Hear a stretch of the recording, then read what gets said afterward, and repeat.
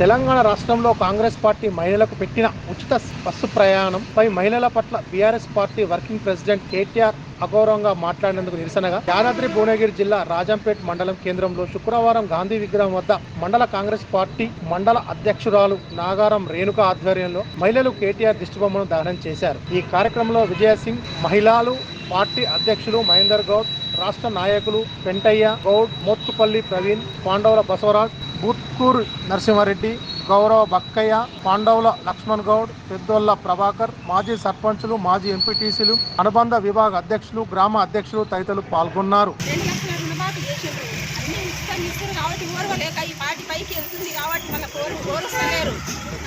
వాళ్ళ పార్టీని మొత్తం కించపరిచి ఒక సీటు కూడా రాకుండా చేసినందుకు కూడా సిగ్గులేదు కేటీఆర్కు.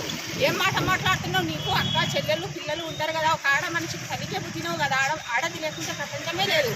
అది నువ్వు ఆలోచించుకోవాలి.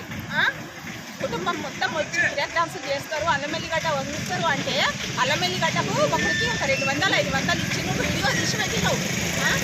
వాళ్ళు అవన్నీ అన్నీ ఏ ఆడల్ని వచ్చి ఒల్లమెల్లిగడ్డ ఓర్వరు, బ్రష్ చేయరు,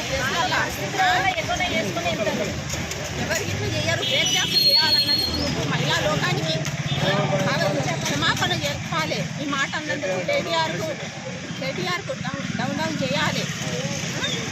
క్షమాలే నువ్వు అన్నందుకు అరెస్ట్ చేయాలి.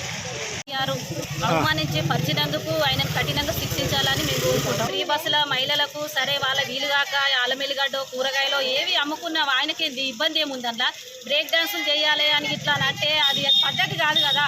బ్రేక్ డాన్సులు చేయాలంటే వాళ్ళ ఇంట్లో ఆడవాళ్ళు కూడా ఏడికన్నా పోయినప్పుడు బస్సులలో ఇంతకుముందు అట్నే చేసిరా, అది పద్ధతి కాదు. అని ఖండించాలని కోరుకుంటున్నాం. వెంటనే అరెస్ట్ చేయాలని కోరుకుంటున్నాం. KTR down down, KTR down dam.